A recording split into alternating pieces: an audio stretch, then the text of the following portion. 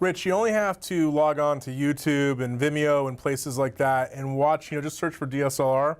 And the one thing you're going to see is a lot of nice, smooth, lateral movement this way. It's like one giant infomercial for sliders. It really is. And the thing about that look of a sliding movement has become really, really popular. I think it's really effective. In my personal opinion, in some places, it's not really motivated. It's just kind of get the camera in motion. It doesn't really sort of serve to tell the story.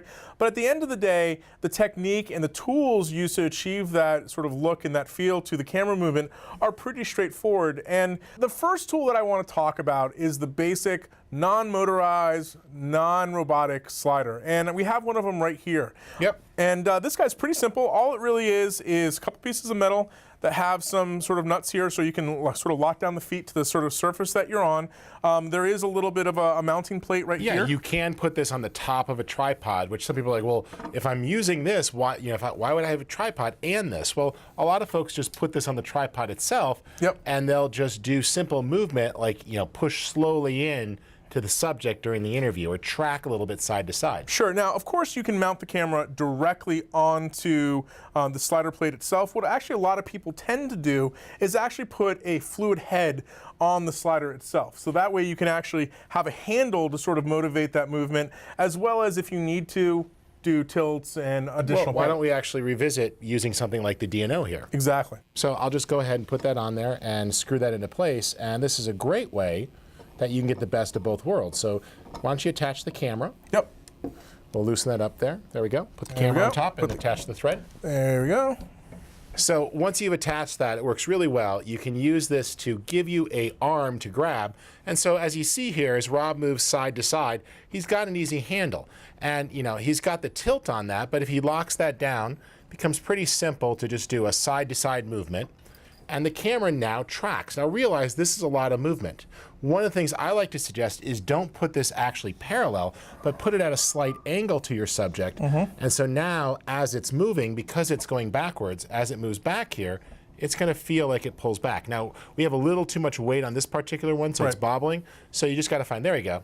Found the smoothness. Now, the cool thing about this too, Rich, is that these actual sliders come in different lengths. I would consider this length, a 2-foot length, to be almost like a travel size. Yeah. You can get them in 3, 4-foot sizes, so depending on how much lateral movement. Now, keep in mind too that we've been going laterally here, but there's nothing saying that you couldn't point things around and do pushes in and then pushes back out. Now, this is a non-motorized, non-robotic one. Yeah, right? And one like this will start in the $250 to $400 range. You start getting the robotic ones, especially if you wanted to control the camera for something like time-lapse, and you're getting into the $1,500, $2,000, $3,000 range. For the robotic ones, certainly. I mean, there are motorized ones where you can use some sort of off slider controls to just sort of dial in the speed, and it's truly a mechanical system. But you're right, Rich. There are some out there that allow you to actually program the movements in a camera, in a computer. So you could say start here, end here, and you can combine that also with robotic or motorized heads. You can do crazy cool movements. It's really neat. But I still think at a couple $100, an addition like this can be a nice thing to just give you some flexibility. Notice there, we could just push the camera in slowly to our subject, pull out to reveal a bigger scene. So there's lots of options here, wide ranges of prices.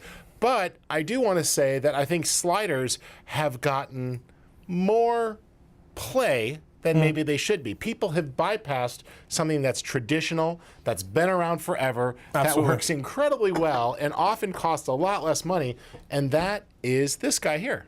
Yeah, now... a dolly. Yeah, you look at this and you go, okay, it's a piece of carpet on some skateboard wheels. Yeah. But you're right, that's exactly what it is. It's a piece of plywood with some carpet and some skateboard wheels.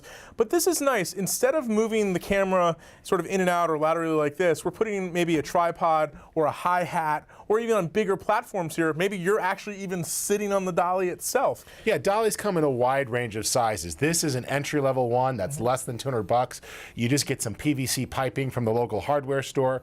If necessary, you could spray it with Pledge, so it's got a little bit of a smoother surface. And then and the camera could just float all day long down that pipe. Now, of course, you can go for a traditional dolly with track. There's all sorts of these ones out there. The big thing is you step up to that level, I would say you want to get into the situation of renting.